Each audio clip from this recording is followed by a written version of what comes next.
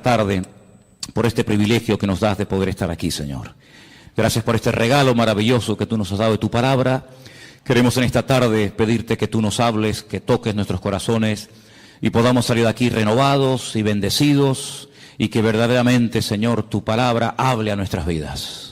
Señor, que esa palabra que va a ser expuesta ahora sea bendecida, sea dirigida por tu Espíritu Santo y que caiga en buena tierra, Señor, en corazones ya dispuestos y preparados después de este hermoso tiempo de alabanza y de adoración, y recibimos tu palabra con acción de gracias, Señor, en el nombre bendito de Jesús. Amén, amén. Quiero llevarles, por favor, al segundo evangelio, el evangelio que lleva por nombre Marcos, el capítulo 2, evangelio según San Marcos, capítulo 2. Vamos a leer este pasaje muy conocido, pero yo creo que nos va a venir muy bien a todos. Como dicen los hermanos de Filadelfia, nos va a hacer mucho bien, Por lo menos eso es lo que hemos pedido al Señor y confiamos que así sea. En Marcos capítulo 2, a partir del versículo 1 en adelante,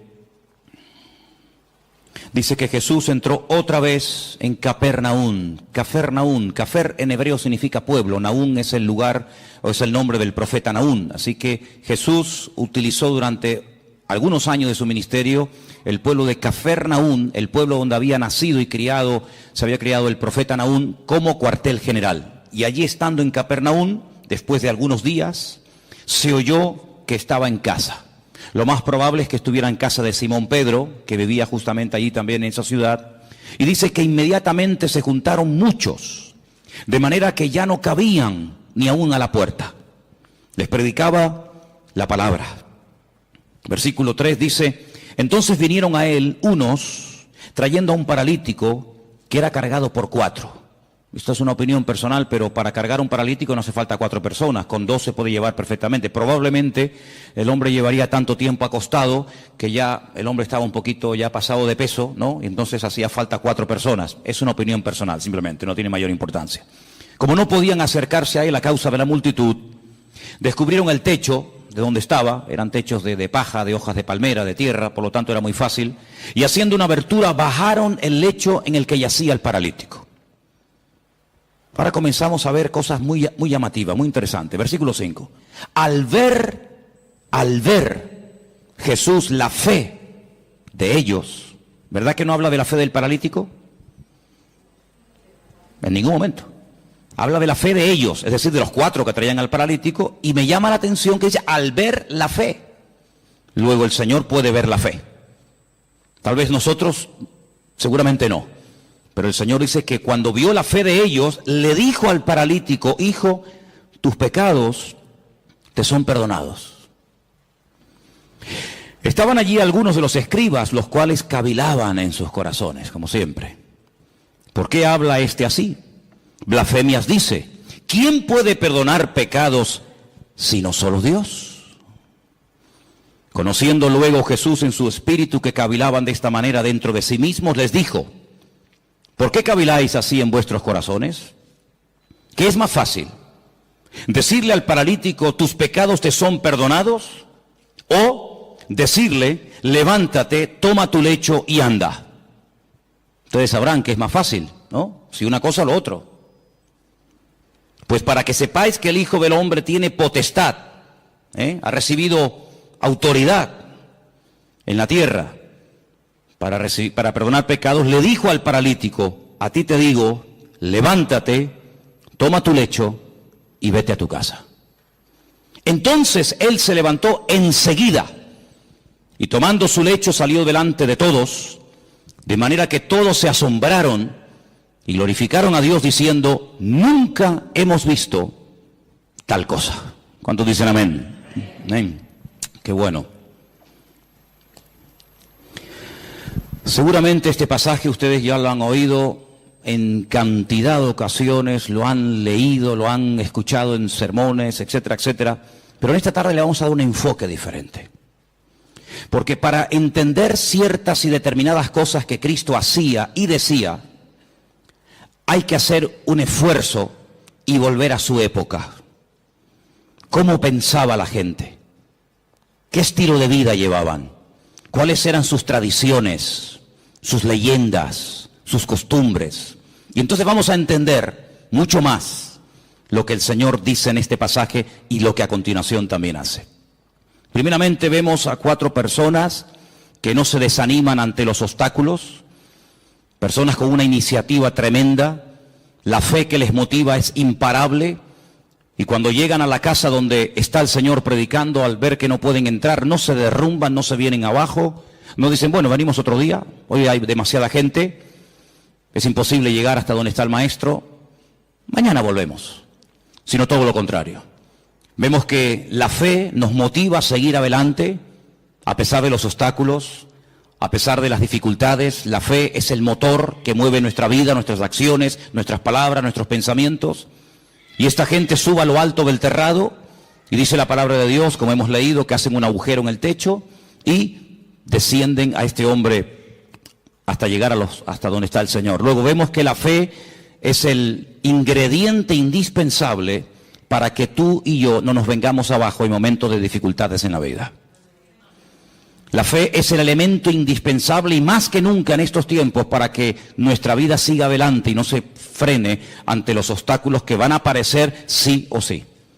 Por eso una de las razones por las cuales el Señor nos dio la fe, no solamente es para que inicialmente le conociéramos y tuviéramos un encuentro y una experiencia personal con Él, sino que la fe también nos ayuda a mantenernos, no solamente a alcanzar la salvación a través de Cristo, de sus méritos, sino para que haya una vida de mantenimiento y de proceso y de acceso continuo a las bendiciones del Señor. Vemos que la fe no detuvo a esta gente, sino que la fe les ayuda a vencer obstáculos. Probablemente si no hubieran tenido fe hubieran dicho, vámonos, ¿qué hacemos aquí? Nunca nos va a atender, siempre está ocupado, siempre está rodeado de gente, incluso puede ser que hasta más necesitadas que nosotros.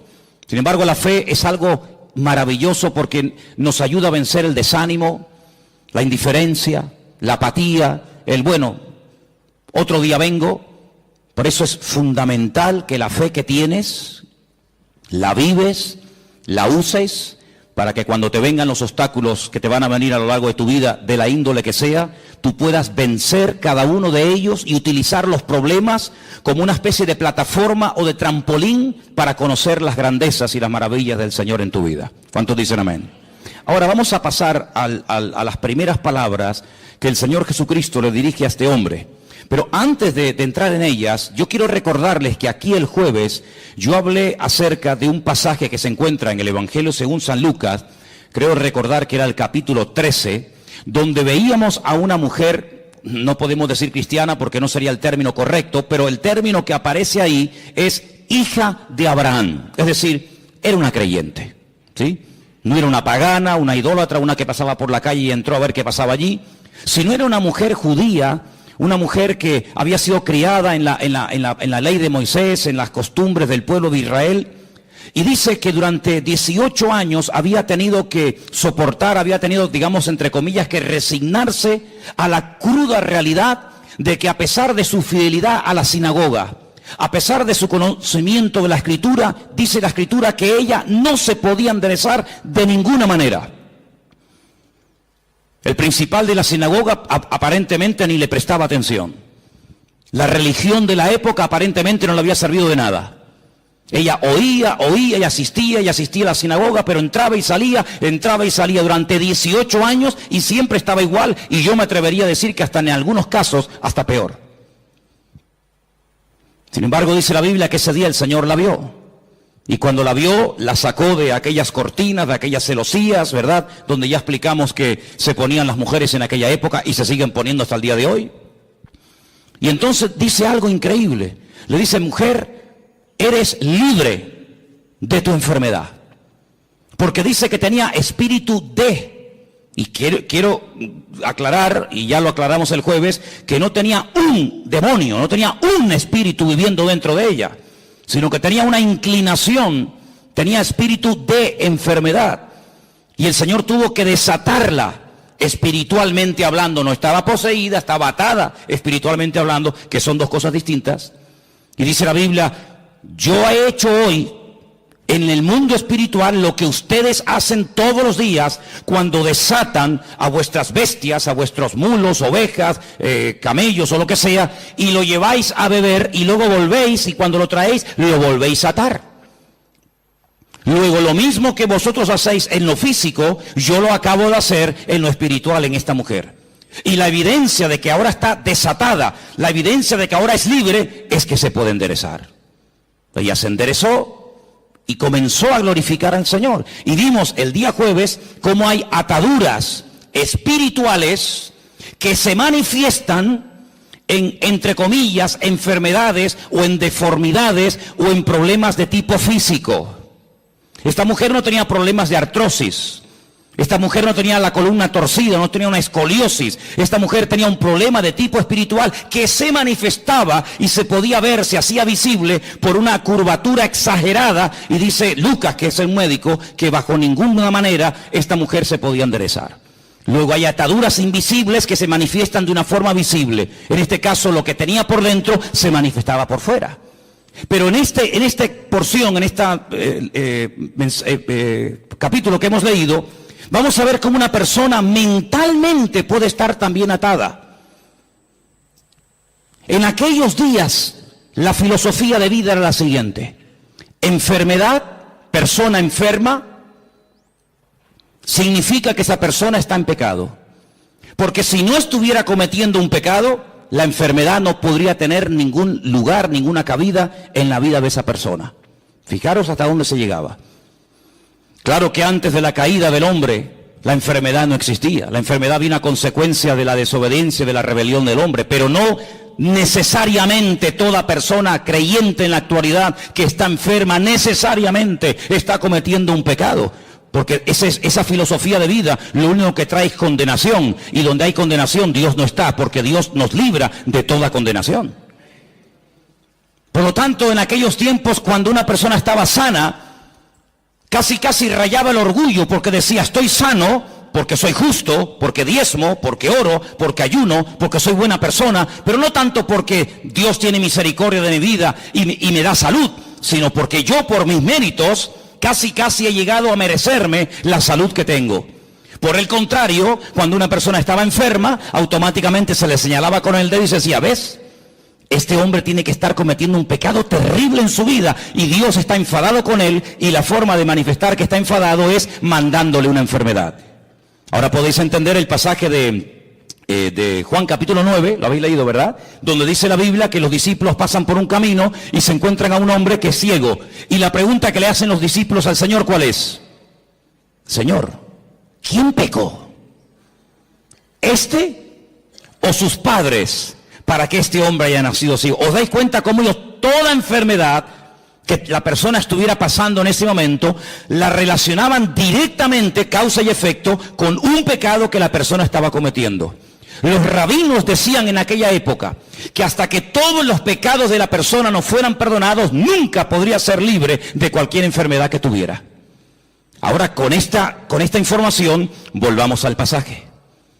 El hombre lo descuelgan por el techo, y cuando lo presentan delante del Señor, el Señor en ese momento, aunque lo pueda hacer y ahora lo veremos, en ese momento no dice: hijo, a ti te digo yo tus pecados. Eso no está diciendo el Señor. Eso es lo que muchas veces se ha dicho. Eso es lo que muchas veces se ha predicado, que en ese momento el Señor Jesucristo le está perdonando los pecados al hombre. Pero es que eso no dice la Escritura. Lo que la Escritura dice es lo siguiente: al ver Jesús la fe de ellos, versículo 5, le dijo al paralítico: hijo, que tus pecados ya han sido perdonados. No es que yo en este momento te los perdono, ¿me entendéis? Hijo, que estás siendo esclavo de una mala información, de una mala enseñanza que te han dado, y yo te digo que tus pecados ya han sido perdonados. Claro, automáticamente los que estaban allí, parece que había venido como una especie de un comando, ¿no?, del Sanedrín de Jerusalén para pillar al Señor siempre en el más mínimo fallo.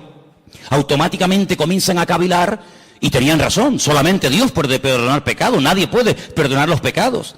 Pero si os dais cuenta, Jesús no está diciendo en ese momento: a ti yo te perdono los pecados, sino que le transmite la información del Padre, diciéndole: hijo, que tus pecados ya han sido perdonados. Por lo tanto, esta enfermedad no es consecuencia directa de un pecado que no ha sido perdonado en tu vida. Fijaros hasta qué punto esto estaba interiorizado, enraizado en la cultura de la época, que si ustedes vienen conmigo un momentito al Antiguo Testamento, a 2 de Samuel capítulo 12, ahora vamos a volver aquí, pero en 2 de Samuel capítulo 12, cuando el profeta Natán llega al palacio del rey David a decirle, a amonestarle acerca del pecado que ha estado cometiendo. Si ustedes leen todo el capítulo 12, no nos da tiempo de leerlo ahora, pero leerlo por favor al llegar a casa, 2 de Samuel capítulo 12, en el versículo 13, cuando el profeta Natán le amonesta al rey David, él dice en el versículo 13, entonces David le dice al profeta Natán, he pecado contra el Señor, he pecado contra Dios. Pero Natán le dijo, pero también el Señor ha redimido tu pecado, ¿y qué añade? No morirás. Es decir, la consecuencia de que Dios te ha perdonado es que no has muerto.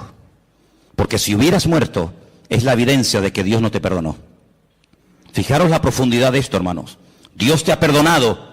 Sí, ya, porque tú lo digas. No. ¿Sabes por qué te ha perdonado?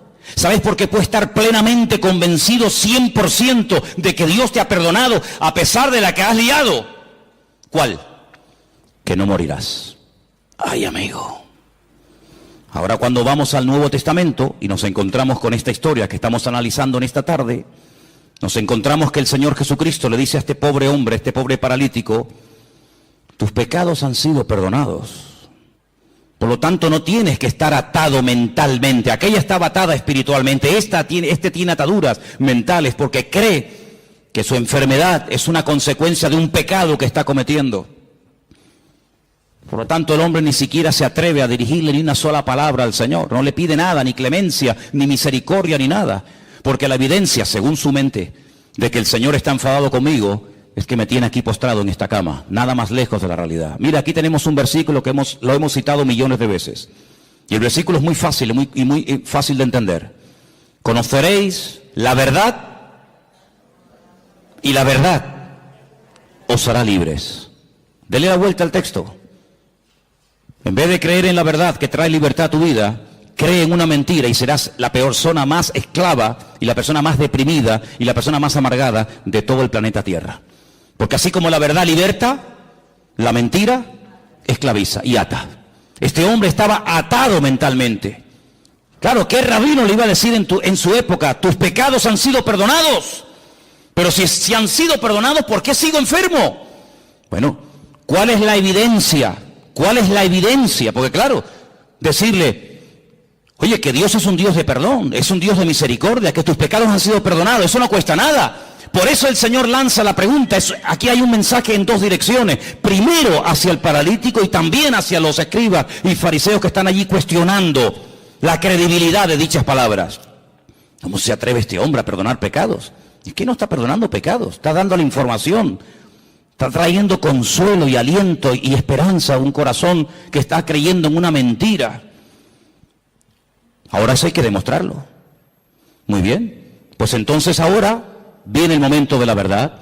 Ahora lo que tienes que hacer es levantarte, toma tu lecho y sal de aquí caminando y será la evidencia visible, el botón de muestra que demostrará que efectivamente tus pecados son perdonados. El hombre toma su lecho, se levanta, se va, y el texto termina diciendo que glorificaron a Dios, se quedaron asombrados y dicen, nunca, claro, nunca hemos visto tal cosa, porque nunca le habían enseñado eso. Tú tienes que comenzar a orar, a pedir y a declarar por fe en el nombre del Señor lo que a ti te gustaría ver en tu vida. El gran problema es que muchas veces nuestras palabras, hermanos, son un obstáculo para que la gloria del Señor y el poder de Dios se manifieste en nuestra vida.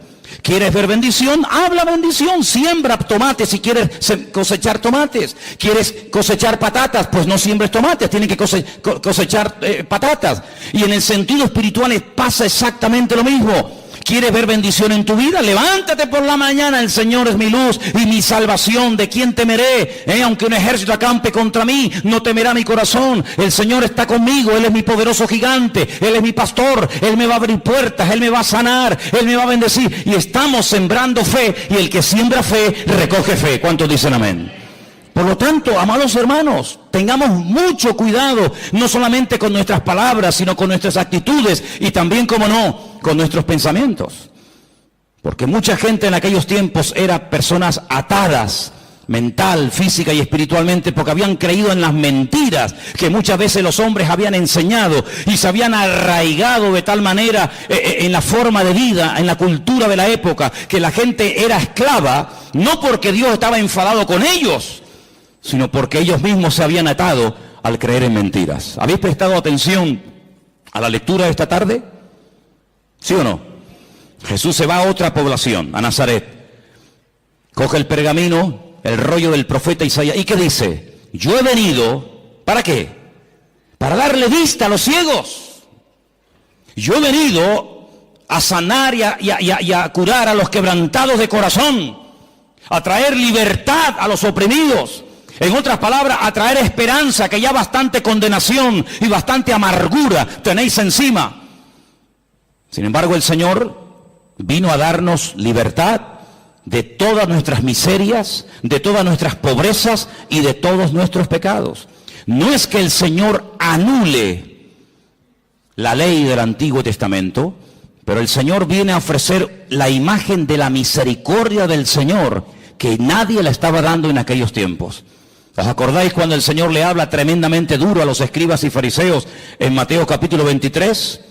Si diezmáis esto, diezmáis lo otro, oráis, recorréis tierra y mar para ganar un prosélito y hacéis, pero os habéis olvidado de lo más importante, misericordia quiero y no sacrificio. Sois capaces de hacer sacrificios, de caminar, de sudar, de patear por aquí, subir montañas, hablar con este, hablar con el otro, de ayunar días y días, de diezmar las semillas, de colar esto, de colar lo otro. Y lo más importante, que es la misericordia. Pero ¿cómo van a aplicar misericordia si ellos no conocen a un Dios de misericordia? Hay gente, no sé qué concepto de Dios tiene, pero el concepto que tenemos que tener en el día de hoy de nuestro Dios es que nuestro Dios es un Dios de amor y para siempre su fidelidad, y es un Dios misericordioso. ¿Cuántos dicen amén? No es que pasa por alto el pecado, pero es un Dios que quiere perdonar, se goza en perdonar. Ahora, la Biblia nos enseña que cuando, por ejemplo, el rey David pecó y desobedeció contra el Señor, ya no mataba en la proporción en la que lo hacía al principio, sino que ya obtenía victorias, pero no en la medida que las hacía al principio. Ya mataba de 1000 en 1000, en vez de 10.000 en 10.000 como al principio. Es decir, hubo un decrecimiento, menguó en la gracia del Señor en su vida. Necesitaba una restauración interior. Y entonces, ¿cómo le vino esa restauración? Bueno, yo siempre he dicho que sin confrontación no se produce un cambio interior. Tiene que haber un momento en el que el Señor nos confronta, el Señor señala, dice, tu pecado, tu problema es este. En ese momento tenemos dos opciones: optar por el camino del medio, hacernos el loco como que no hemos hecho nada malo, optar por un camino que consiste en amargarme, en deprimirme, en condenarme, o escoger el camino correcto y verdadero, que es el de la misericordia del Señor. Y yo quiero decirles en esta tarde que por muy bajo que podamos caer en la vida, después de conocer al Señor, por muy lejos que nos hayamos podido separar de su presencia, de sus caminos, el Señor no ha cambiado ni menguado su amor y su misericordia, sino que Él nos sigue llamando y nos sigue amando igual o más que el primer día. A ti te digo que Dios te ha perdonado los pecados. Y la evidencia de que Dios no está enojado contigo, la evidencia de que Dios no está enfadado contigo, es que si quieres te puede levantar ahora. Pero ya ni lo intentaba. Ya se había resignado a vivir toda la vida bajo ese peso, dependiendo de que lo llevaran o lo trajeran las personas. Sin embargo, amados hermanos, tú no tienes que depender de nada ni de nadie para caminar, para sentirte libre, sino que tu libertad no depende del hombre, tu libertad depende de la obra que Cristo ha hecho por ti en la cruz del Calvario. ¿Cuántos dicen amén? Dale un fuerte aplauso al Señor en esta tarde.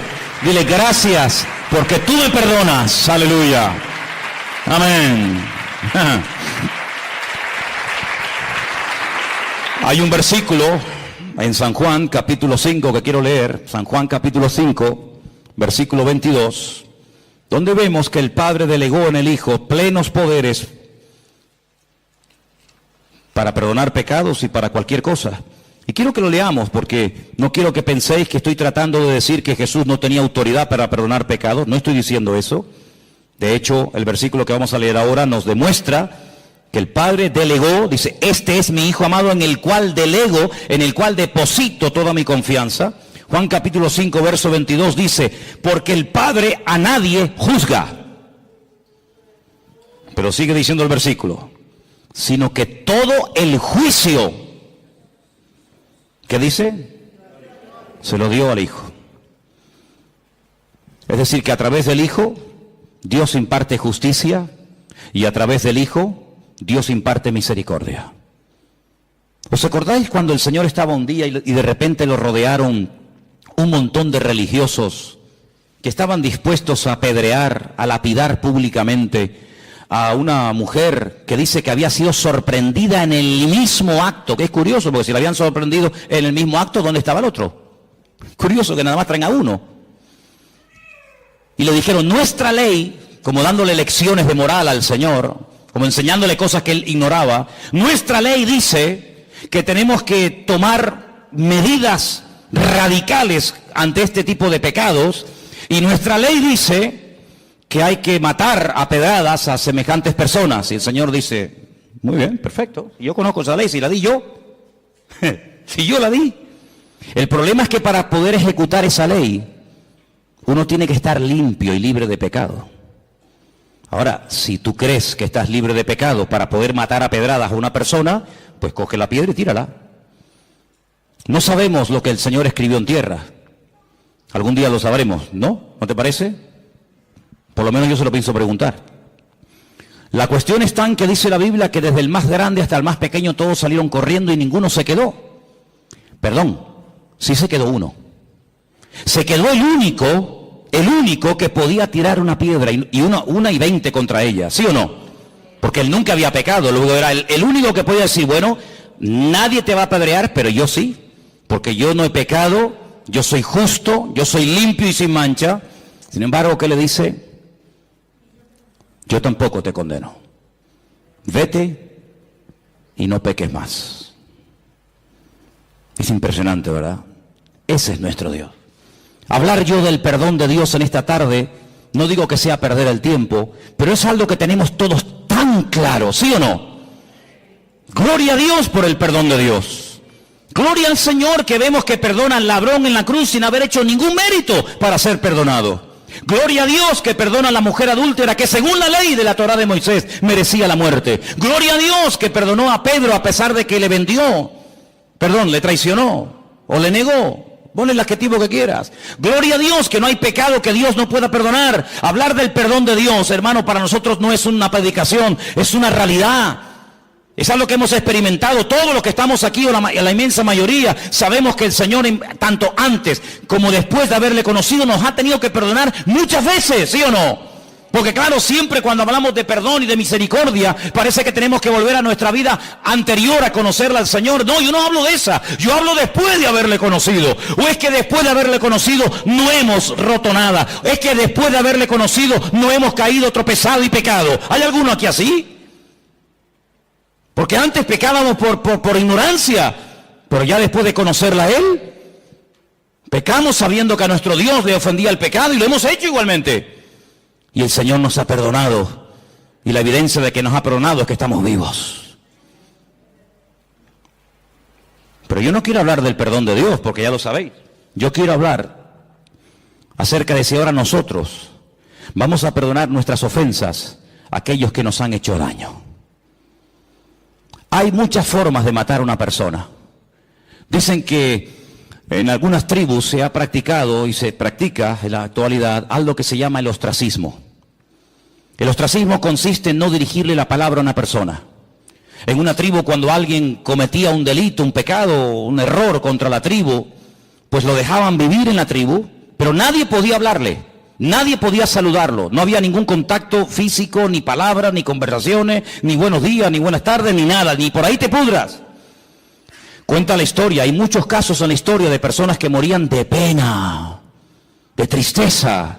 Incluso cuentan algunos casos en algunas tribus que la gente iba y se despeñaba, se lanzaba, optaba por el suicidio, porque era tan grande la carga continua y permanente. Y encima te lo recordaban cada 10 minutos o cada 5 minutos que la gente optaba por quitarse la vida.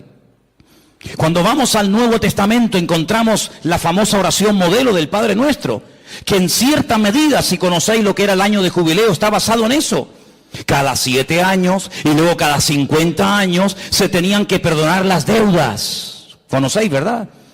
Algunos dicen, algunos historiadores, algunos expertos en escritura, dicen que el Señor Jesucristo, cuando leyó la escritura en Nazaret, que se leyó esta tarde aquí, estaban celebrando el año de jubileo, pero ya nadie ponía en práctica lo de dar libertad a los cautivos, que era dar libertad a los esclavos, perdonar las deudas, devolver las tierras a sus dueños originales. Pero ¿qué dice el Padre Nuestro?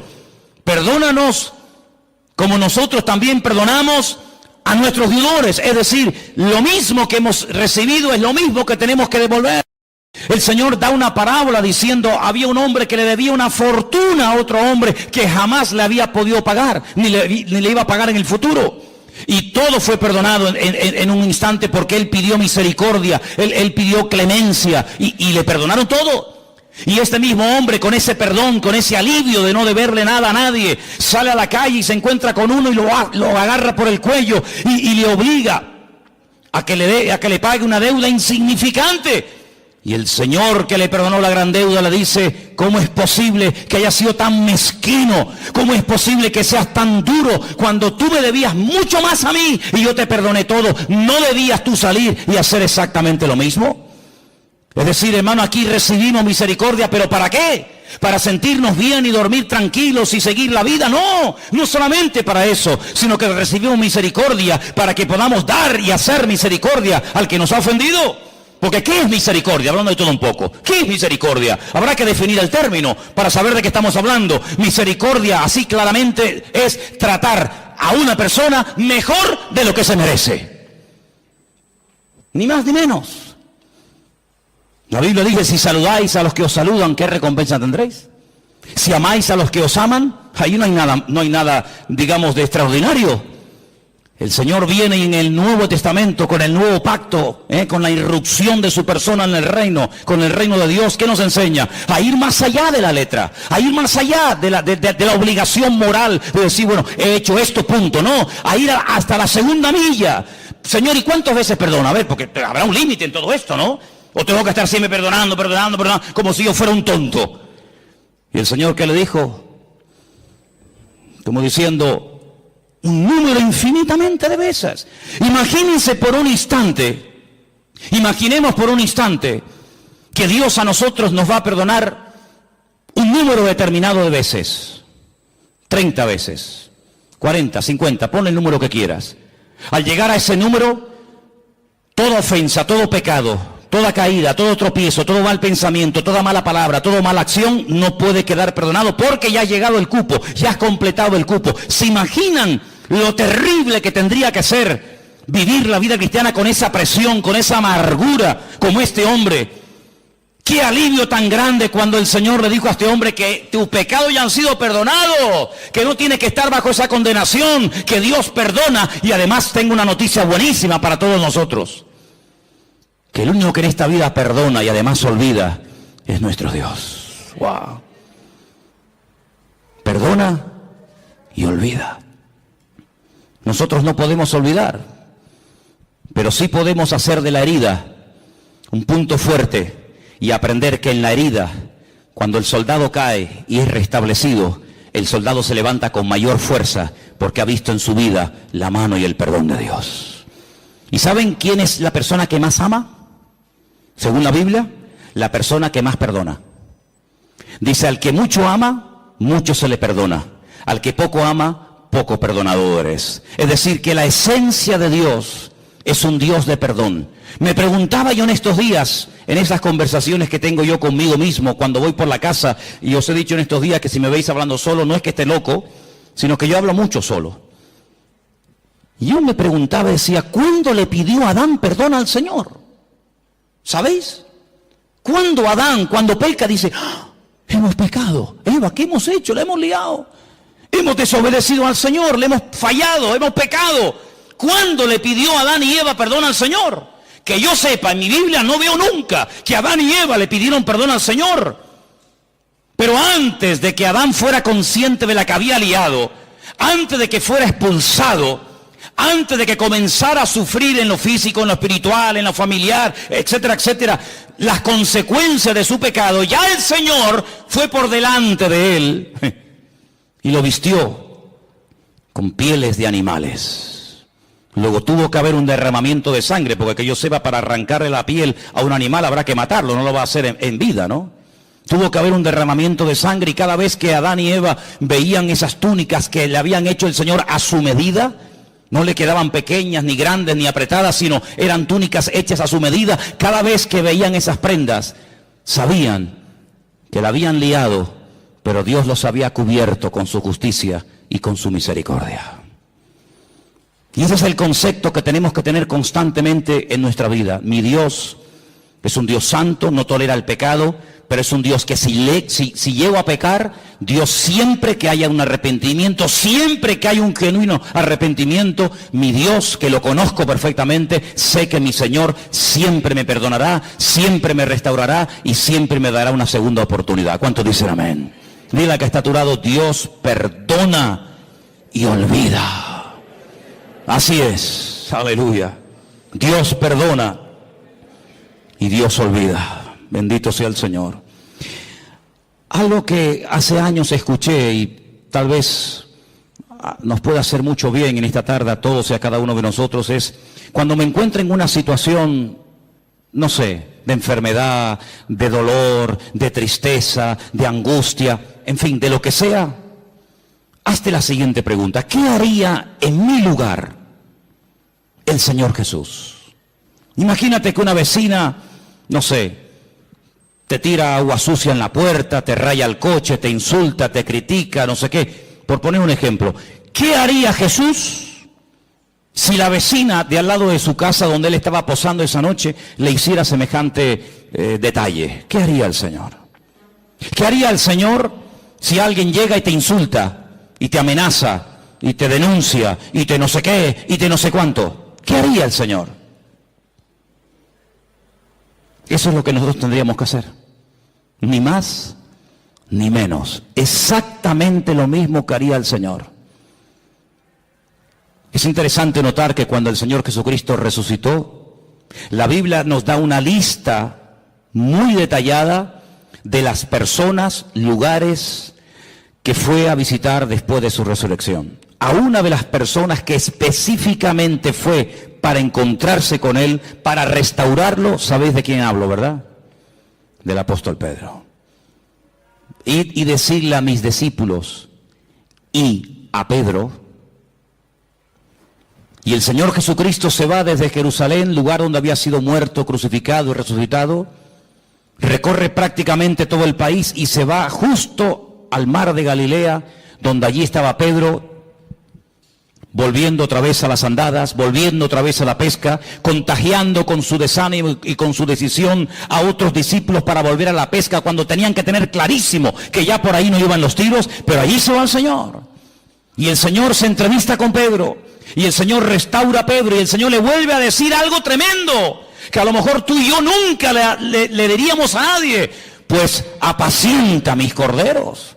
Y alguien podría objetar y decir: pero Señor, pero si cuando te vio hacer milagros, cuando te vio caminar por encima de las aguas, cuando te vio multiplicar panes y peces, la lió y dijo que no te conocía, ahora que te vas, le vas a delegar a él la responsabilidad, y como a uno de nosotros, de atender ovejas, de atender gente nueva, de pastorear iglesia, de difundir el evangelio. Pero Señor, ¿no te das cuenta que de este hombre nadie se puede fiar? Que ya la lió una vez, y si la lió una vez, ¿quién nos asegura que no vuelva a hacerlo? Bueno, tenemos un pasaje tremendo para que veáis la reacción del Señor y la reacción del hombre ante un pasaje o una circunstancia parecida. Dice la Biblia que hubo un desacuerdo terrible entre Pablo y Bernabé. ¿Por qué? Porque dice que Marcos en el primer viaje misionero los había abandonado, ¿sí o no? Y llega el momento de celebrar el segundo viaje misionero, y Bernabé dice: bueno, pues vamos otra vez juntos, Marcos, yo, Bernabé, y tú, Pablo, y Pablo dice: bajo ningún concepto, de ninguna manera. ¿Pero por qué? Porque este hombre nos abandonó en el primer viaje, ¿no te acuerdas? Que cuando se pusieron las cosas difíciles y cuando hubo problemas, cogió y se mandó a mudar y nos dejó tirados. Y Bernabé le habrá dicho, bueno, pero es verdad, tienes razón, yo estaba allí, yo sé lo que estás diciendo, pero vamos a darle una segunda oportunidad al chico. Ya ha crecido, ya ha madurado, ha pasado un tiempo, capaz que el hombre se ha arrepentido, ha recapacitado, se ha dado cuenta de que así no se puede ir por la vida. Ahora sí, ahora no, ahora cuenta conmigo, ahora no estoy para nadie. Y Pablo dice, bajo ningún concepto. Y dice que hubo tal desacuerdo entre estos dos grandes hombres de Dios, Bernabé y Pablo, que dice la palabra que Pablo se fue por tierra con Silas y se fue Bernabé por mar a la isla de Chipre, de la cual era, con Marcos. Así actúan los hombres, así actuamos los seres humanos. Como dicen algunos, el que la hace la paga, ¿verdad? Ni perdono ni olvido, dicen otros. Terrible. Sin embargo, el Señor Jesucristo llega a Galilea y podía haberse reunido con Juan, con Santiago, con Tomás, con Felipe, etcétera, y decir, bueno, Pedro, tú me dijiste que no me conocías, tú blasfemaste, tú dijiste que no querías saber nada de mí, por lo tanto, déjanos en paz, vete con los tuyos, que yo tengo a mi gremio. No. Yo quiero volver a incorporarte, yo quiero volver a integrarte y quiero volver a confiar en ti. De hecho, te lo digo. Apacienta mis corderos, apacienta mis ovejas. Y ese es nuestro Dios, ese es nuestro Señor Jesucristo, ese es nuestro Dios, un Dios de misericordia, un Dios que nos ha perdonado, pero no para que, como dije antes, podamos dormir tranquilos y decir, ay, qué bueno, ya mis pecados están todos perdonados. No, no solamente para eso, sino para enseñarte un modelo, para enseñarte un nuevo estilo de vida y para decirte lo que has aprendido y recibido es exactamente lo mismo que tienes que enseñar y transmitir a toda persona que a lo largo de la vida te ofendan. Porque dicho sea de paso, cuando alguien te ofende es porque Dios le permitió que te ofendiera. Algunos dirán, ¿cómo? No lo he entendido. Te lo voy a explicar para que lo entiendas. Cuando el rey David huía de Jerusalén porque su propio hijo Absalón, al que amaba con locura, fíjate cómo lo amaba, que viola a una de sus hijas. Sí, le quita el habla durante un tiempo, pero en el fondo David amaba con locura a su hijo Absalón. No hacía honor a su nombre, padre, shalom, paz, el padre de paz, y era un guerrero, era un traidor terrible. Un hombre que dice que se paraba en las puertas de Jerusalén y cuando alguien venía a consultar, a pedirle consulta o consejo al rey, dice que él robaba el corazón del pueblo. Ay, si yo fuera rey, ay, si me nombraran rey, mi padre siempre está liado, siempre está ocupado, yo te trataría con benevolencia. Un ladrón de corazones, terrible. La palabra del Señor nos enseña que quería matar a su propio padre. ¿Qué hace David? Sí, van a ir al campo a buscarlo, van a ir a por él, pero por favor, tener misericordia de mi hijo, No me le hagáis daño, no me lo matéis. No le hicieron caso, todos sabemos, ¿verdad? El resto de la historia. Pero cuando David salía huyendo descalzo y orando, subiendo la cuesta del Monte de los Olivos, como dice en el Antiguo Testamento, dice que le salió en el camino un hombre tirándole piedras, escupiéndole, maldiciéndole. Hombre sanguinario, eso te pasa porque has derramado sangre inocente. Y le está recordando ¿qué? Le está recordando la muerte de Urías. No es que mató al gigante Goliat, ese día lo aplaudieron, pero le están echando en cara todos los pecados que había cometido. Qué crueles somos, Cuando queremos ser buenos, somos los más buenos del mundo. Cuando queremos ser crueles, rebuscamos en el cajón de la basura para justificar nuestras miserias. Como le decía un día el Señor a Job, ¿me vas a condenar a mí para justificarte tú?